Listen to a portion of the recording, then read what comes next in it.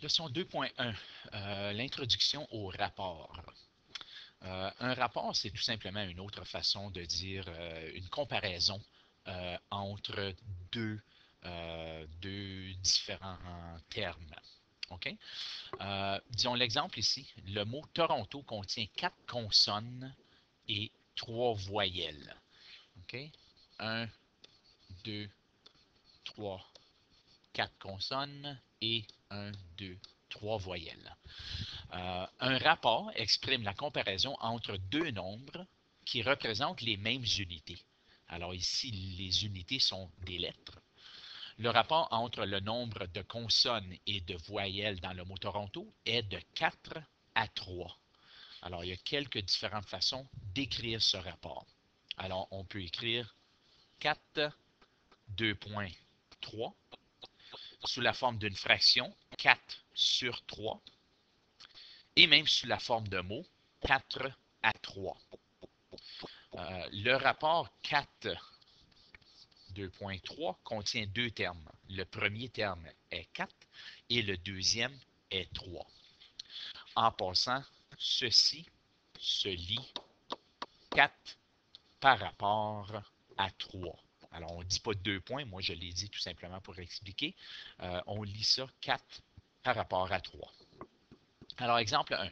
Parmi les députés au niveau fédéral, 14 sont élus au Manitoba et 10 au Nouveau-Brunswick.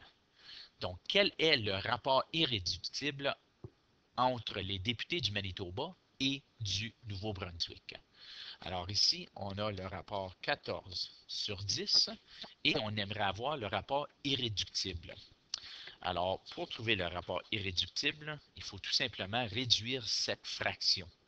Alors, je vais diviser par 2, puis ça va me donner 7 sur 5. Alors, 7 par rapport à 5 est le rapport irréductible entre ces deux chiffres. Astérix, pour écrire un rapport entre deux quantités qui représentent des différentes unités, il faut convertir les unités pour les rendre identiques. En d'autres mots, le rapport une semaine et un jour n'est pas 1 par rapport à 1, car le premier 1 représente une semaine, puis le deuxième 1 représente un jour. Alors, on ne compare pas la même chose. Le rapport est 7 par rapport à 1 ou 7 jours par rapport à un jour. Alors, vous allez voir dans quelques problèmes à faire qu'il est possible qu'on vous demande de représenter les rapports pour faire certain qu'ils identifient la même unité.